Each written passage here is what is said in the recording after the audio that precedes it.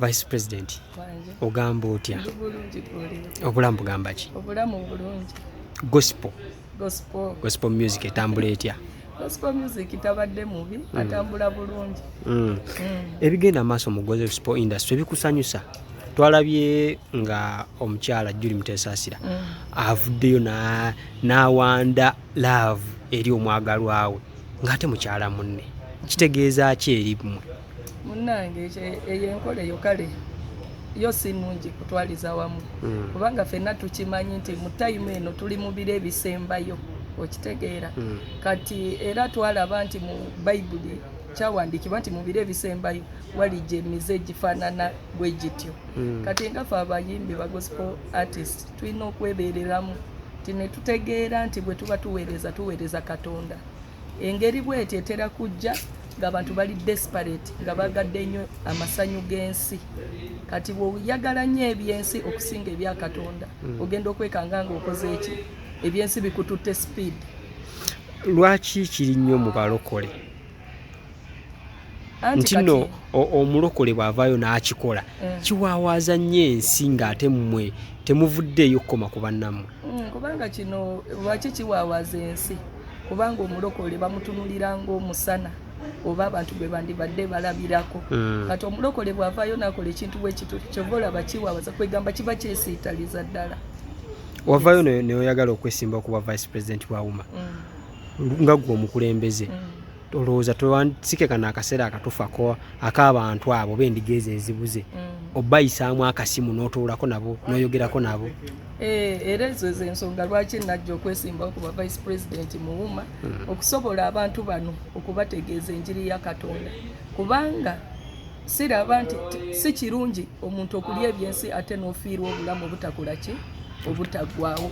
Kati ate abayimbi ne tukizuula nti abayimbi bwe beetanira nnyo mu kuyimba, mayindi yaabwe ebeera taken up mu bintu eby'okusanyuka.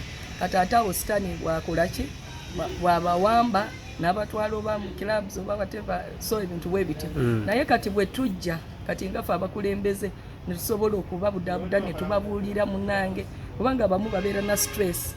Yaliko omuyimbi ow'amaanyi tebakyamulabawo, kati olutandika kunywa njaga, olutandika kuyingira ebigurupu ebitakola ki? Eby'abamafiyazi okwefunira ku ssente. Naye kati nga ffe abakulembeze obuvunaanyizibwa bwaffe bakansolinga oba n'okubalobingira. Gospel music ekyalimu ssente? Gospel music bw'oba omutunuulidde ebuziba, ssente zibaamu mu ngeri ki? Nti buli bw'oyimba n'oyimba nga ky'oyimba kwegamba oyimba oyimbira Katonda n'obulamu bwo bwonna. Katonda ayina engeri gy'aleeta oba binamungoona ne bikugabirira, kanjogere mu ngeri bw'eti. Kati Katonda ayina engeri gy'akuwa anointing n'akuteekawo connection esobola okuyingiza amafuta agakola obugagga. Obudde buno omwakyala Julie Muteesasira, message ki gy'oyinza omuwanga gw'omukulembeze? Nze message gye nsobola omugamba kukomawo eri Yesu, okukomawo ku mulamwa. Kubanga kati obudde buno kiruma okubanga oli muyimbi nga watandikira mu maanyi ng'oweereza Katonda, ate omwoyo gwo ne gukola ki?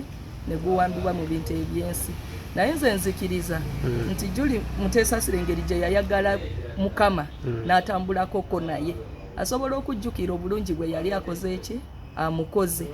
N'asobola neera okulwanyisa sitaani omulwanyisa otya? Mu kusaba n'okusiiba.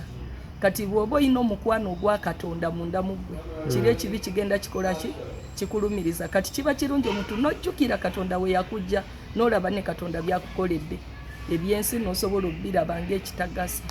Lwaki buli muntu agenda ebweru ng'abadde wano muyimbi wa gospel akyuka? Tulaba ne Judith Babirye ennyimba takyakuba, buli omu akyuka. Kiki ekiri ebweru?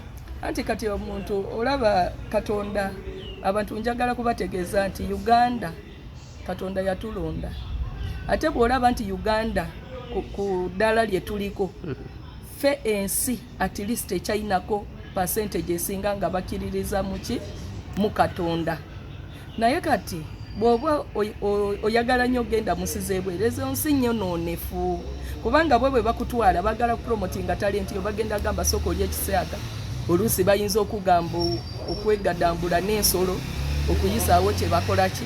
Kye baagala. Kati ng'omuntu, omuntu yenna nga akuleetera ddiiru sooka ogyetegereze eddiira eyo ya bwakatonda oba ya sitaani. Bweba ya sitaani kubba ekibi osobole okutaasa omwoyo gwo.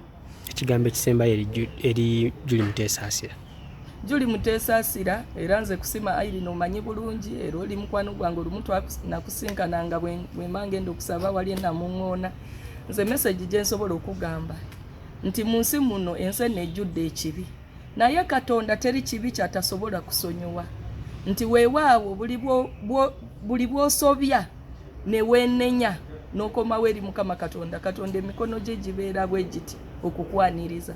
Nze mbadde nsaba sooka ofumiitirize ojjukire Katonda we yakujja, ate ofumiitirize nti olabe Julie Mutesaasira tituli mu time esembayo, enkomekerero anytime rapture egenda kutuukawo. Kati ate rapture bw'eba etuuseewo kiruma okubanga nga oli mu bintu ebifaanagana bwe bityo, naye nze mbadde nsaba omwoyo gwe gukomyewo eri Mukama Katonda.